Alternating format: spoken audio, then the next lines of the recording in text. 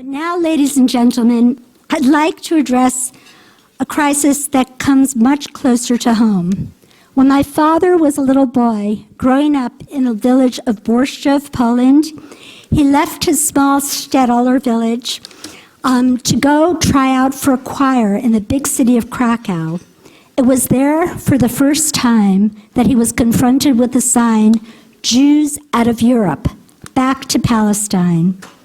Today, on college campuses from Columbia, Vassar, and CUNY in New York, to UC Irvine, UCLA, and Berkeley in California, and hundreds of points in between, our Jewish students are confronted with the signs that read, Jews out of Palestine. They're confronted with this, as well as with swastikas and with rhetoric that is increasingly crossing the line into a renewal of a familiar, more heinous, more repugnant, and more violent expression of anti-Semitism. And there is an all too familiar look of hatred in the eyes of some of Israel's bashers. For far too many of our students, anti-Semitism is not a thing of the past. They are experiencing it every day, not only on the college campus, but in the classroom. Our history books are being rewritten by historical revisionists who are trying to erase our people's memory of what happened to the Jews in the last century before the establishment of the State of Israel. And this, ladies and gentlemen, is not only happening on the college level, but on kindergarten through 12th grade. This is something that EMET has been assiduously working on for years. And when a people are deprived of their memory of the past, they do not know how to confront the questions and challenges of today, and they will no longer exist in the future. It is no wonder that Natan Sharansky has called American college campuses, quote, islands of anti-Semitism within American society. And according to Mr. Sharansky, many Jewish students who hear the most outrageous, noxious, and vile things slung at Israel and at them personally are bowing their heads in shame and becoming, quote, the new Jews of silence.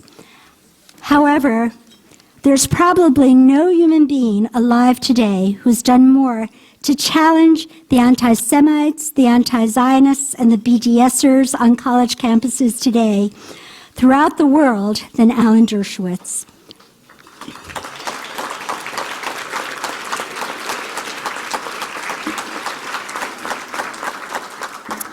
Alan Dershowitz has been the Felix Frankfurter Professor of Law at Harvard University. He also was one of the first publicly known Democrats to courageously challenge the Iranian nuclear deal. He has authored more than 30 books, including The Case for Israel, also The Case for Peace, Chutzpah, Right from Wrong, as well as over 1,000 articles. It is now my pleasure to be able to introduce you to Professor Alan Dershowitz. Thank you very much.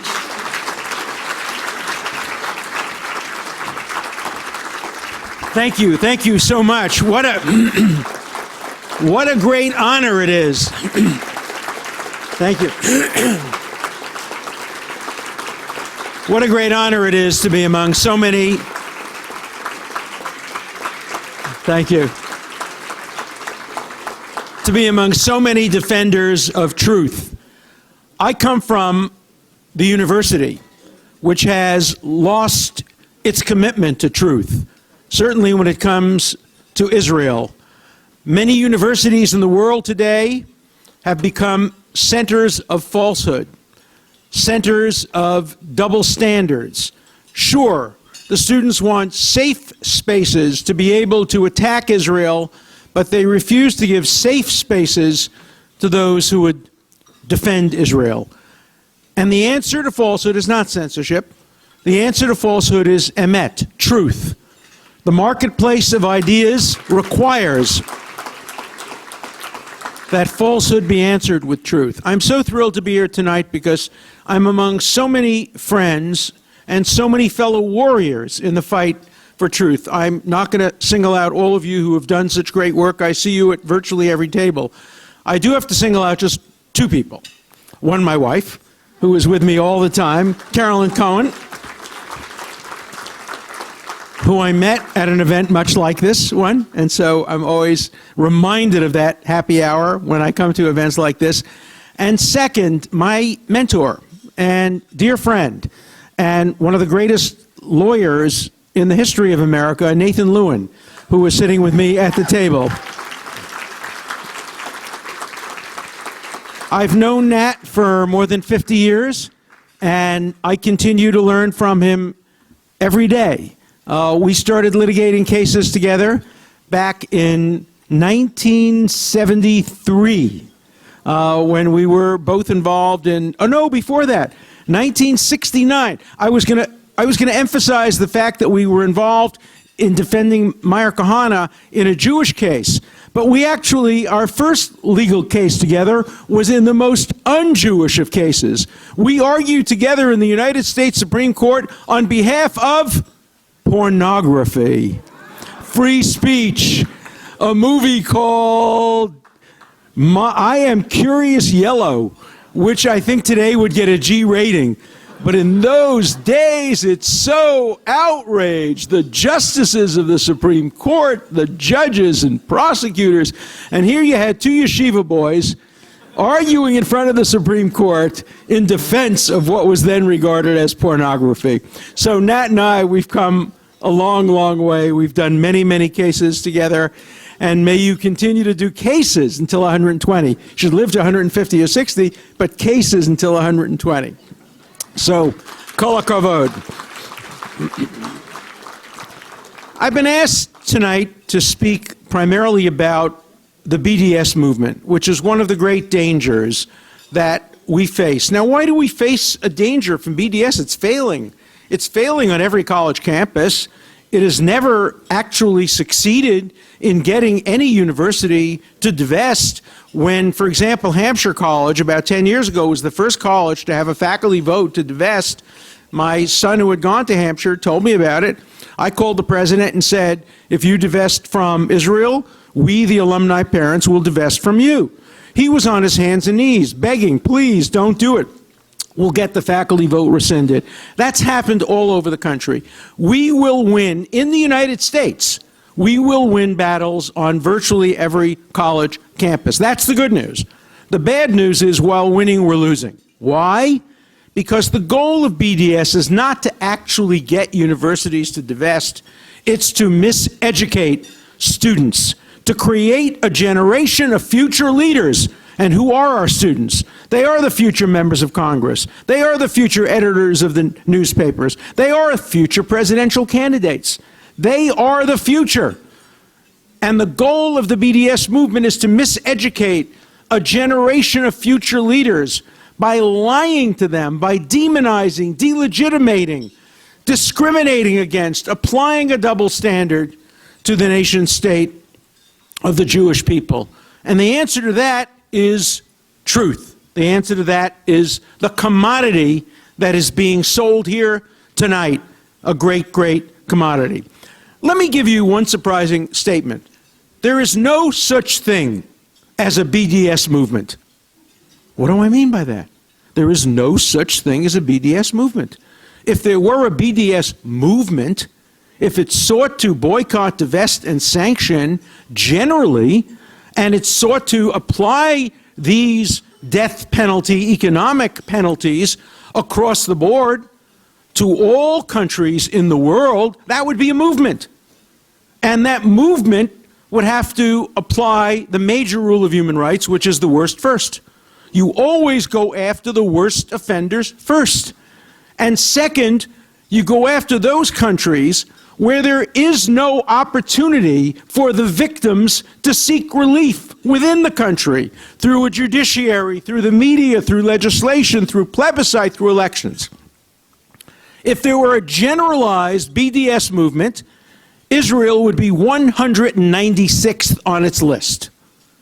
You would have to go through almost every country in the world to get to Israel if you applied the two principles of the worst first and going after countries that have no recourse within the domestic political system itself. But what is BDS? BDS is part of a more generalized effort to destroy the state of Israel. The people who founded BDS didn't say, let's have a tactic and let's apply it. The people who founded BDS, they've admitted it, they've acknowledged it, have said, our goal is Palestine will be free from the river to the sea. That's the goal. The goal is to destroy Israel as the nation state of the Jewish people. Then they said, what tactics can we employ to achieve this end? And they said, wow, BDS, that sounds like a good tactic. Why don't we employ that only against Israel? And so when I make this point, I often hear a response, well, it's no excuse. Just because there are countries who are worse, Israel is very bad. It reminds me of what happened when President Lowell, who was the president of Harvard in the beginning of the 20th century, decided to apply quotas to Harvard, saying there were too many Jews at Harvard, we have to keep the numbers down to 3 or 4%. Learned Hand, a great American judge, wrote to President Lowell and said, why are you doing this? And Lowell wrote back and said, because Jews cheat. Learned Hand wrote back and said, but non-Jews cheat too. Lowell said, Judge Hand, you're changing the subject. We're talking only about Jews now.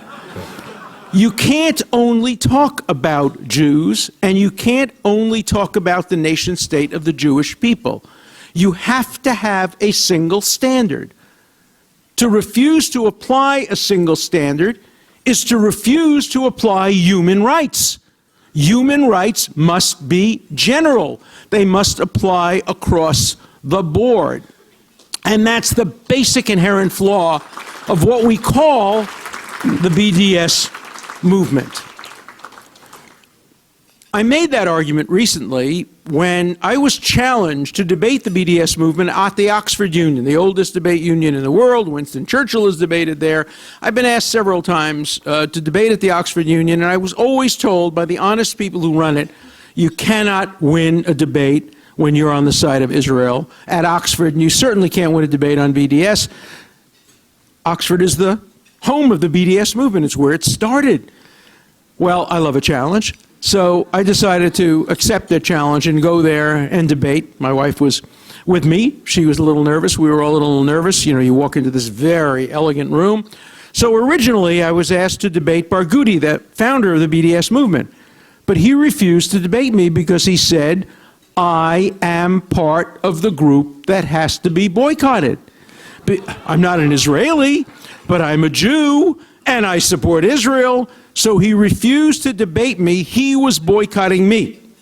So then they got another woman to debate me. She was one of the leaders of the BDS movement, and Barghouti refused to allow her to debate. Finally, they got a man, a very good debater, named Peter Tichel, who is one of the leaders of the human rights movement in Great Britain, and he was a very distinguished and very difficult opponent. But he acknowledged that the BDS movement was applied only to Israel. And for many people in the audience, that was a shock. They did not know this. The young students of Oxford thought that BDS was being applied fairly and across the board. And once he acknowledged that, I went out into the audience and I said, ladies and gentlemen, I issue you all a challenge.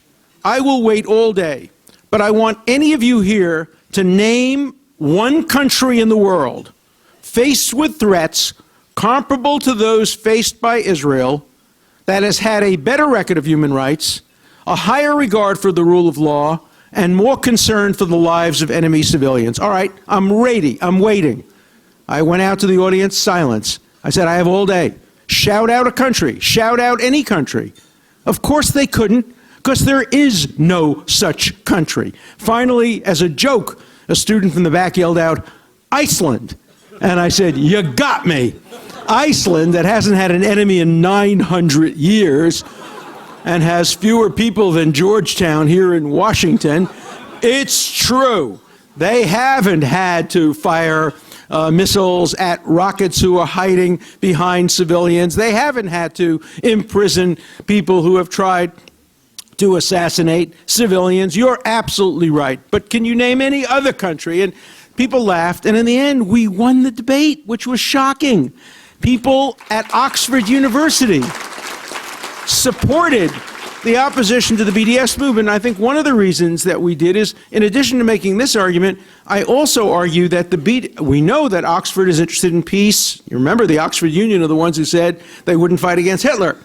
They said we refuse to fight for God and country against Germany. So this is a very peace-oriented group. And the argument I made was that the BDS movement is very anti-peace. Why is it anti-peace?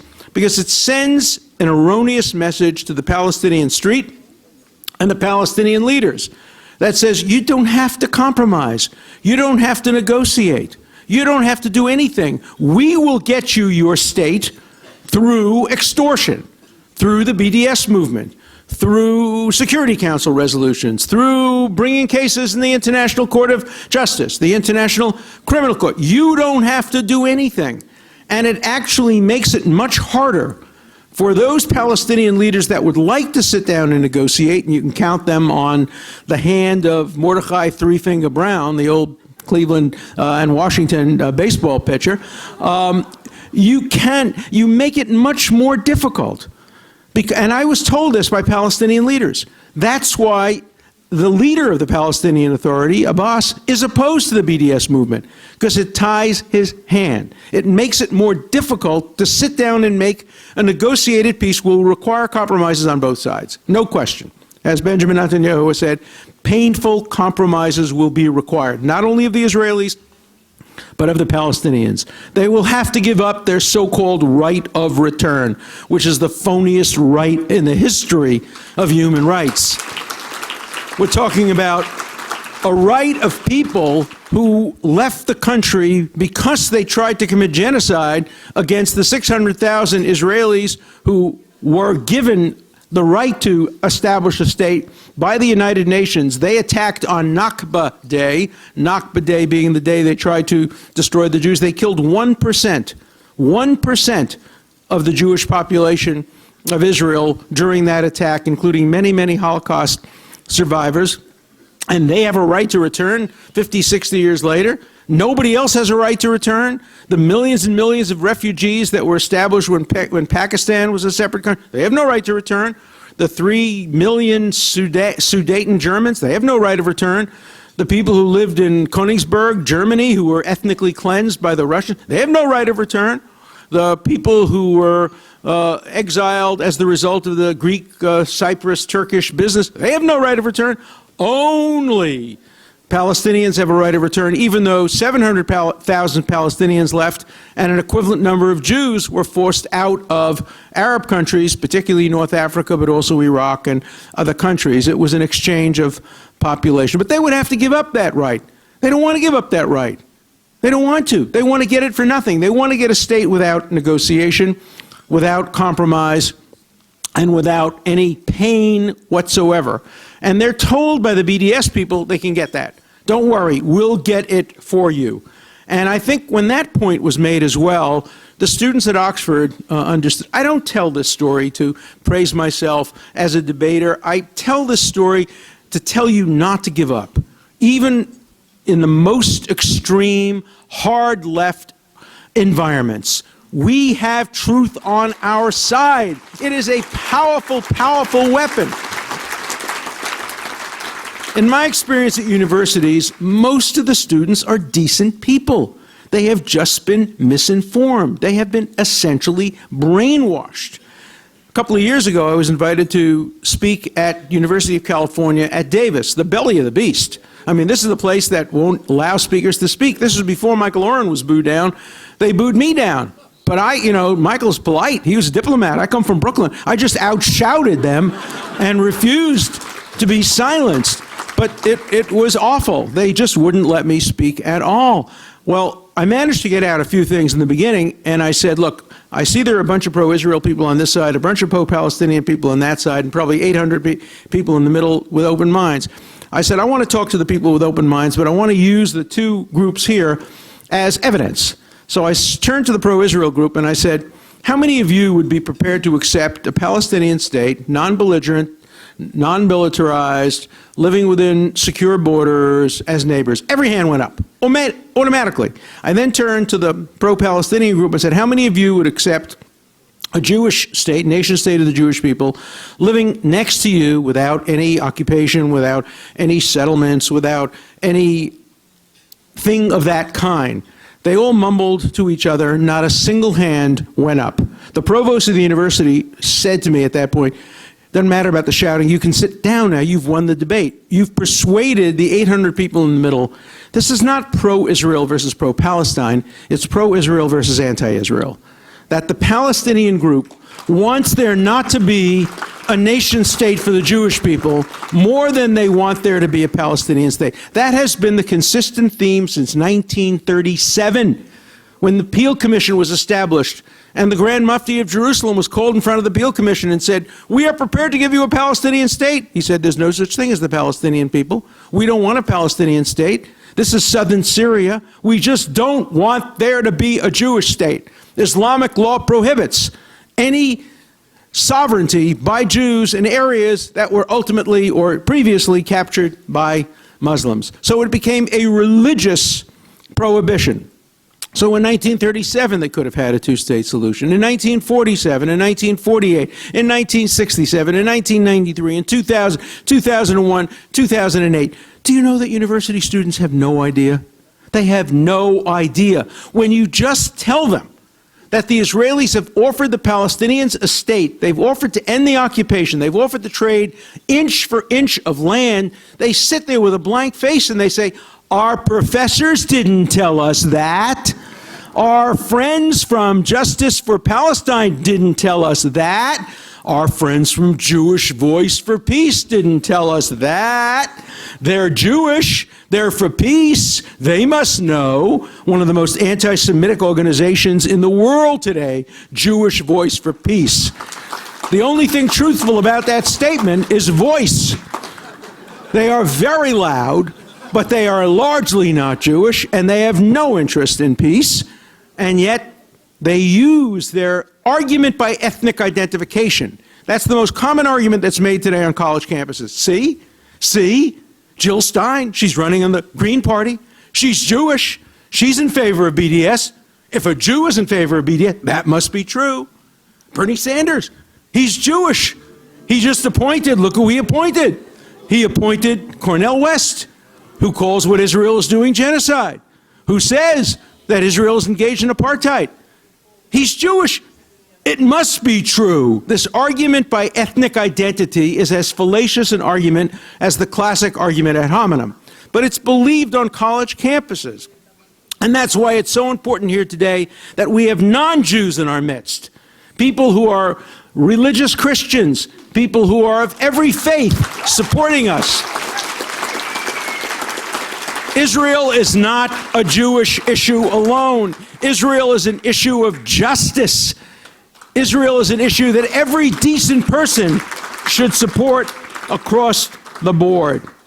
But we have what's now called intersectionality. Have you heard that term?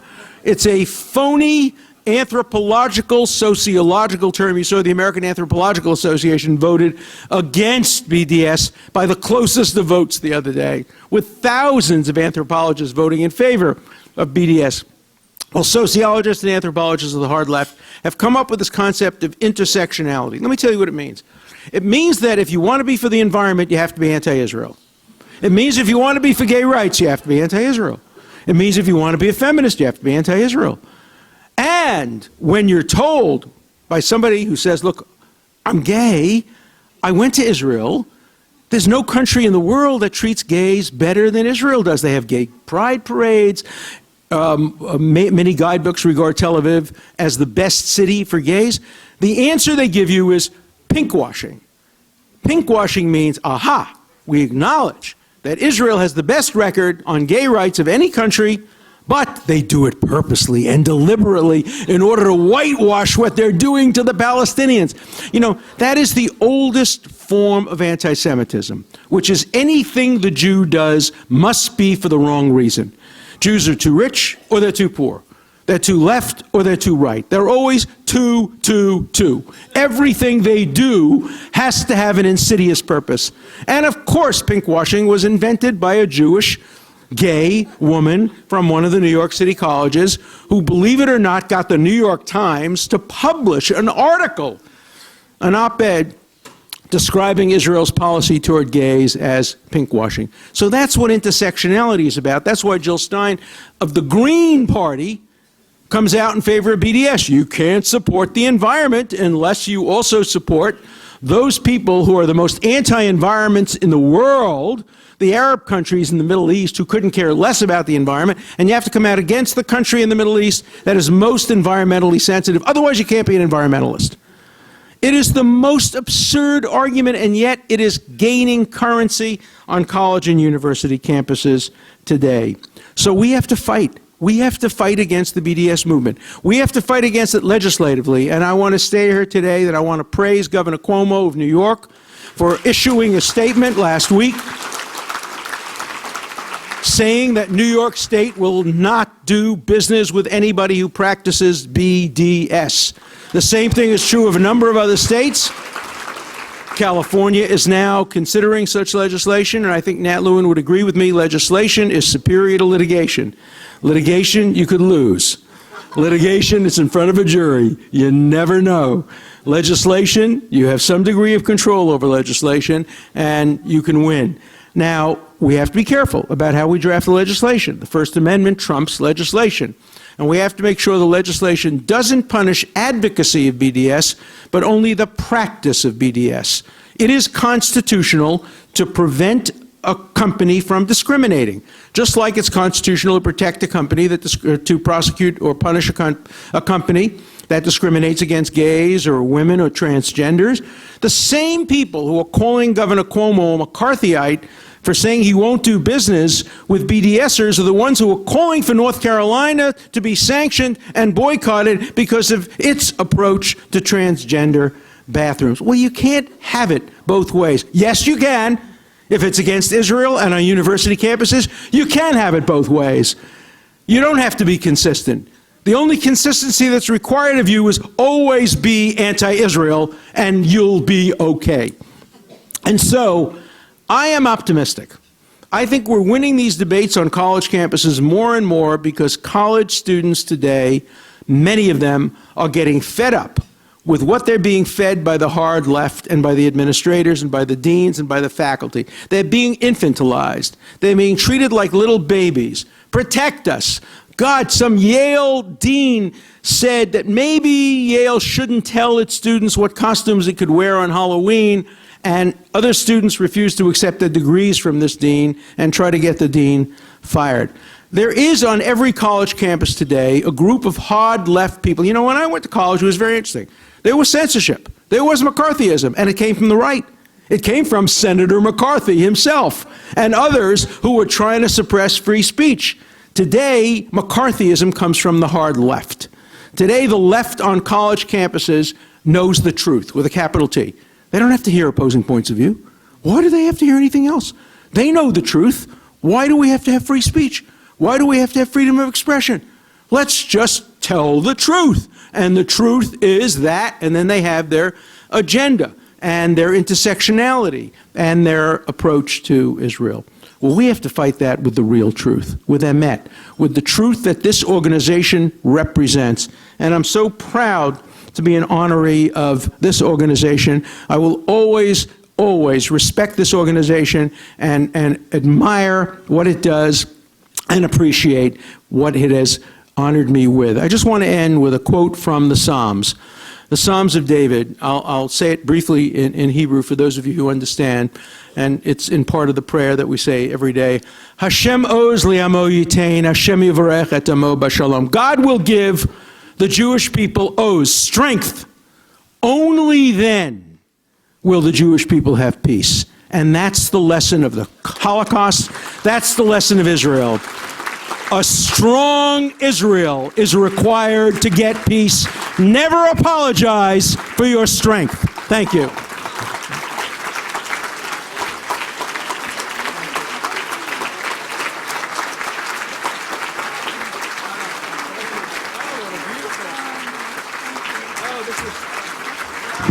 This is so beautiful. It goes on my mantle tonight. I apologize now in advance. I have to leave. I have to be on a train in 35 minutes. And so I appreciate that. I wish I could stay and listen to the rest of the honorees, all of whom I know deserve great honors. And I will get, hopefully, a tape recording, so I'll be able to listen. Thank you very much for the honor. Thank you.